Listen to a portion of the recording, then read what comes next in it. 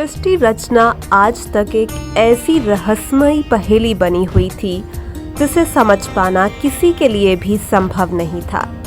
कुछ प्रश्न जैसे ग्रह और उपग्रह अपनी कक्षा में लगातार कैसे घूमते हैं, यदि सूर्य आग का गोला है तो चांद इतना शीतल कैसे है, जल, वायु, पृथ्वी, अग्नि, आकाश जैसे तत्वों की रचना किसने की है, क्या ये ब्रह्मांड, ये ग्रह, उपग्रह, मनुष्य और अन्य जीव स्वयं ही अस्तित्व में आए? अगर नहीं तो फिर वो परम शक्ति कौन है जिसने ये सब संरचना की? क्या उसे देखा जा सकता है, पाया जा सकता है? ये प्रश्नों का उत्तर पाने के लिए मनुष्य हमेशा से ही प्रयासरत रहा है। तो आइए जानते हैं कि ब्रह्मांड और इस सृष्टि की रचना कैसे हुई। सुख सागर ग्रंथ के अनुसार ब्रह्मा जी ने सर्वप्रथम मोह, महामोह, तामिश्र, अंध तामिश्र और अज्ञान नामक 5 वृत्तियां रची। किंतु इन पापमयी रचनाओं को देखकर उन्हें स्वयं बड़ा पश्चाताप हुआ। तब उन्होंने भगवान का तप करके एक दूसरी सृष्टि की रचना की जिसमें 4 अध्वरता, सनक, सनंदन, सनातन एवं सनत कुमार तथा निवृत्ति परायण 4 मनु उत्पन्न किए। ब्रह्मा जी ने अपने चारों पुत्र सनक, सनंदन, सनातन एवं सनत कुमार को प्रजा उत्पन्न करने की आज्ञा दी, किंतु वे चारों निवृत्ति परायण थे और भगवत भक्ति तथा तपस्या को उत्तम मानते थे। अतः वह ब्रह्मा जी की आज्ञा का पालन करने में असमर्थ थे। अपनी आज्ञा का उल्लंघन होता देख ब्रह्मा जी को अत्यंत क्रोध उत्पन्न हुआ। यद्यपि उन्होंने अपने क्रोध को शमन करने का प्रयास किया, किंतु वह क्रोध बाहों के मध्य से तत्काल एक नील लोहित शिशु के रूप में उत्पन्न हो गया।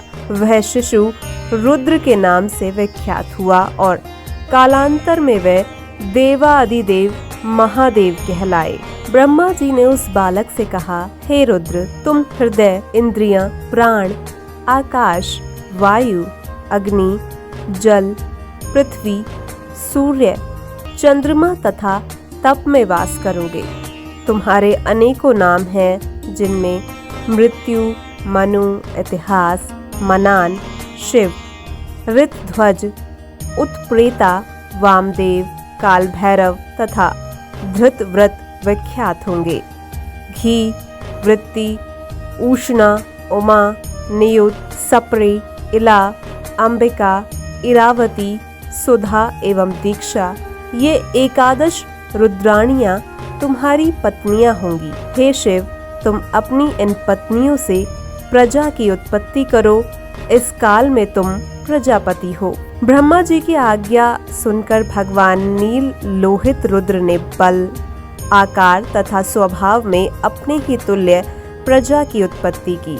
रुद्रदेव के द्वारा उत्पन्न हुई प्रजा समस्त जगत को खाने लगी।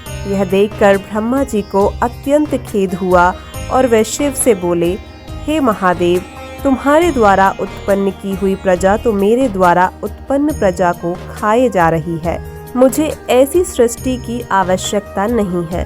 तुम तप के द्वारा सौम्य एवं उत्तम प्रजा उत्पन्न करो।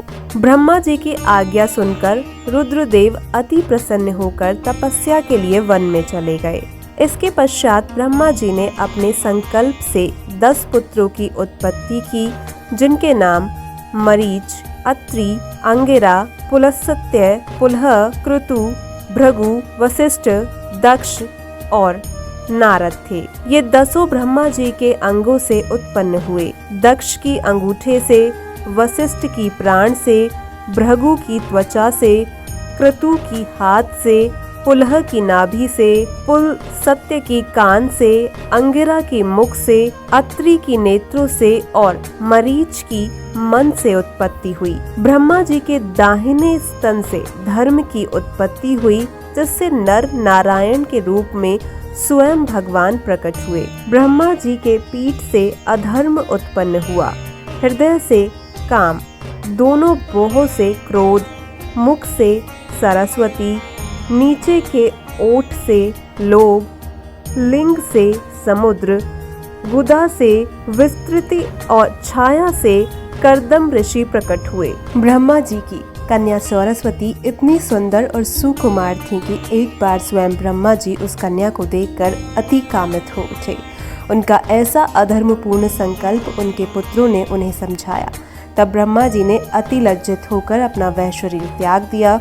उसी त्यागे गए शरीर को कुहुरा तथा अंधकार के रूप में दशाओं ने ग्रहण किया। इसके बाद ब्रह्मा जी ने अपने पूर्व वाले मुख से ऋग्वेद की, दक्षिण वाले मुख से यजुर्वेद की, पश्चिम वाले मुख से सामवेद की और उत्तर वाले मुख से अथर्ववेद की रचना की। फिर शास्त्र, इज्या, स्तुति, स्तोम, प्रायश्चित आदि कर्मों की उत्पत्ति हुई। इसी प्रकार से आयुर्वेदिक, धनुर्वेद, गंधर्व वेद तथा स्थापत्य वेद उपवेदों की रचना हुई। इसके बाद ब्रह्मा जी ने अपने मुख से इतिहास पुराण, पांचवा वेद उत्पन्न किया तथा योग, विद्या, दान, तप, सत्य, धर्म के चारों चरण तथा चारों आश्रम उत्पन्न किए। आश्रमों की वृत्तियां इस प्रकार है: सावित्र वृत्ति, प्रजापत्य वृत्ति, ब्रह्म वृत्ति तथा वृहत वृत्ति ब्रह्मचारी के लिए बनाई गई है। वात्र वृत्ति, संचय वृत्ति, शालीन वृत्ति तथा शिलोच्च वृत्ति गृहस्थ के लिए है। बैखानस, बालिख्य, औदोंबर तथा फैनप वृत्तियां वानप्रस्थों के लिए हैं। कुटी चक्र, बहुदक, हंस तथा परमहंस वृत्तियां सन्यासियों के लिए हैं। आन्वेषिकी, त्रया, वात्रा तथा दंड नीति ब्रह्मा जी के चारों मुख से उत्पन्न हुई। उनके हृदय से ओं का प्रकट हुआ। वर्ण, स्वर, छंद आदि भी उनके अंगों से प्रकट हुए। रोम से आंचलिक छंद, त्वचा से गायत्री छंद, मांस से त्रिपुष्ट छंद, स्नायु से अनुपुष्ट छंद, हड्डियों से जगती छंद, मज्जा से पंक्ति छंद तथा प्राणों से वृहति छंद उत्पन्न हुए। तो आज के लिए इतना ही। अगले एपिसोड में हम भगवान विष्णु के सभी अवतारों के बारे में जानेंगे।